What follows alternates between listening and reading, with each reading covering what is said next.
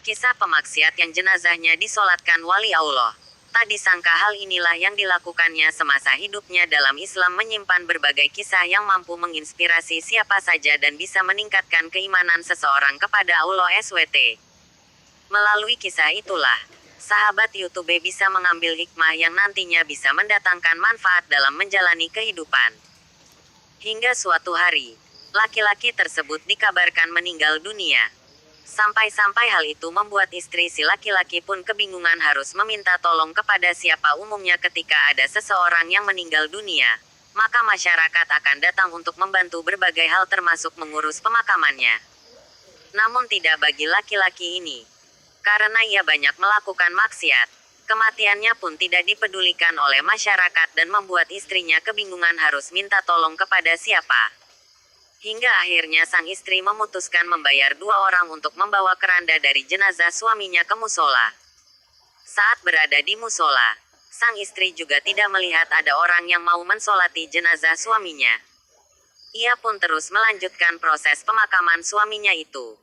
Sang istri memutuskan membawa jenazah suaminya ke padang pasir untuk dimakamkan. Tak disangka, ia bertemu dengan seseorang yang ternyata sudah menunggu kedatangan jenazah suaminya untuk disolatkan. Orang tersebut adalah Sos yang zuhud dan uslah di sebuah bukit tepi kota. Bahkan beliau dikenal kewaliannya oleh penduduk sekitar. Tidak lama setelah itu terdengar kabar di tengah masyarakat Basrah bahwa seseorang yang dikenal sebagai wali Allah tersebut rela untuk menuruni bukit demi mensolatkan jenazah laki-laki ahli maksiat itu. Hal ini membuat masyarakat heran dan akhirnya datang berbondong-bondong ke tempat pemakaman.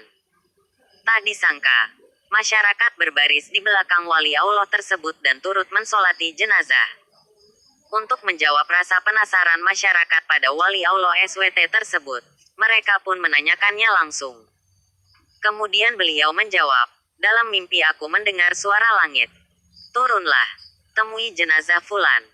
Kamu akan melihat jenazah yang tidak diiringi siapapun kecuali istrinya. Solatkanlah jenazahnya karena sungguh ia telah diampuni." Setelah mendengar jawaban dari wali Allah itu, masyarakat pun terkejut sekaligus kagum. Bahkan sang wali juga masih belum mengetahui tentang alasan dari suara langit itu kenapa dirinya harus segera mensolatkan laki-laki tersebut. Tak hanya itu saja, saat mendengar penjelasan dari istri jenazah, ternyata laki-laki itu selama hidupnya banyak melakukan maksiat. Namun sang wali ingin si istri mengingat kembali hal baik sekecil apapun yang pernah dilakukan almarhum suaminya. Ada 3 kebaikan yang diingat oleh si istri, yakni: pertama, setiap sadar dari mabuk di waktu subuh, almarhum langsung berganti pakaian, berwudu, dan cepat-cepat ke masjid untuk sholat subuh berjamaah. Selesai sholat, ia kembali ke tempat hiburan dan kembali melakukan dosa. Kedua, rumah almarhum selalu didatangi oleh 1 atau 2 anak yatim yang ia santuni. Bahkan kebaikan almarhum melebihi kebaikan pada anaknya sendiri. Ketiga, ketika almarhum sadar dari mabuknya di malam hari, ia menangis dan menyesali perbuatannya. Lalu ia juga berdoa kepada Allah SWT, "Wahai Tuhan pemilik sudut-sudut neraka jahanam, apakah engkau akan memenuhi sudut-sudut jahanam itu dengan raga yang hina ini?" Hikmah yang bisa dipetik. Melalui kisah di atas ada hikmah yang bisa kita petik bersama. Seseorang yang melakukan maksiat dalam kehidupannya, kerap kali dianggap buruk dan sampah masyarakat. Sehingga ia pun dibenci oleh orang-orang di sekitarnya karena perbuatannya tersebut.